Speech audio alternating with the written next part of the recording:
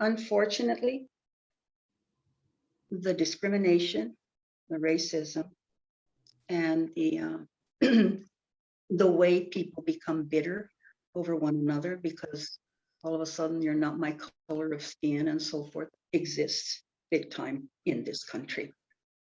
And we are still seeing it now. I'm just going to give you an example. When I was going to publish with HarperCollins of New York City, we Let Their Spirits Dance, my first novel. And I was getting acclaim all over the nation for my work, okay, for my work. The book was bid on by the top 17, excuse me, I'm sorry, 17 houses. It was bid on by the top 17 houses of the US. So it was getting a lot of attention. All right, watch what happened. So they were seeing Stella Pope-Duarte. They're bidding like a bidding war all over the place in New York City over that book. And guess what my agent said? Had told me before I published. My agent in New York City, high profile agent, thank God I was able to have her. She said, Stella, why don't you just use the name Pope? Just use Pope.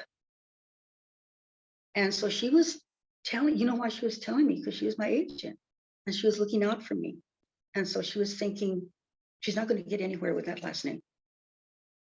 Because there's a lot of people that will see that last name, Duarte, and they're going to say, oh no, hell no. And actually it's either a French name or Portuguese, because it should be Duarte, but I don't use the accent. So part of my family's French. My dad's part of the family's French.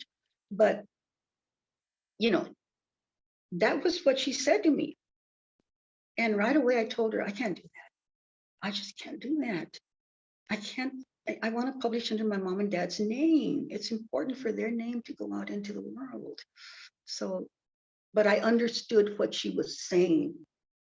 And every single time that I've gone out as an author and as a person from the Southmont community, I tell people I am from South Phoenix. I am from, the barrio of the Sonorita, what you would call a hood or a little, Spanish. Barrio is not even a Spanish word, it's an indigenous word. And so people are like, where is she from? I mean, when I've gone back east and I've said, so, I'm from the Sonorita barrio in South Phoenix, and they're like, what did she just say? And then I try to explain to them where I come from, this little culture base. That's where my stories and my heart is from. But then guess what? When I stand in front of people, I have to break the brown barrier. Over and over again. It's getting better now, though. It's getting a little bit better.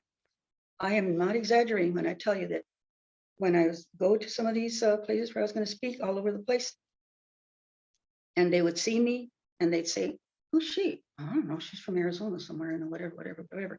And then, right away, there came this distancing.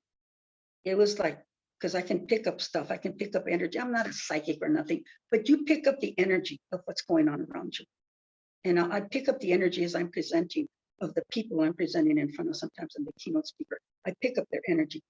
And I could tell sometimes as I approached that they were already dismissing me because of the way I looked and because of my last name and because of where I came from. And then once they started listening to me, they were like, damn, she's really good. I really like her. So the next day of the conference, my workshops would be out in the hallways. Everybody wanted to come to my workshop. And then they would start yapping about me, but they had to give me a chance. You see what I mean?